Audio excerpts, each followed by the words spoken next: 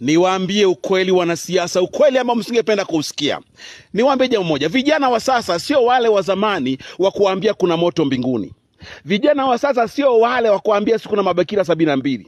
Vijana wa sasa sio wale kuambia eti tutamuimbia Mungu. Vijana wa sasa wanataka kujua ukweli kuhusu maisha. Vijana wa sasa wamepigika. Wanataka magari, wanataka nyumba. Wanataka elimu, wanataka kufanikiwa. Wanataka kuona ukweli hapa duniani. Vijana wa sasa sio wale danganya toto utume mashehe na wachungaji kwamba eti tengenezeni amani. No. Vijana wa sasa wanataka kuwa na amani ya kweli kwenye maisha yao. Amani ya kweli. Ninamshukuru sana Rais Samia kusema anatenga wizara kwa ajili ya vijana. Hilo ninampongeza. Vijana wa sasa wanataka kujua ukweli.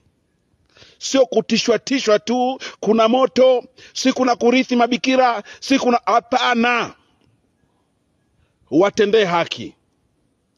Maana bila hivyo nachoka baba yenu Clemence Mwandambo. Nimemaliza.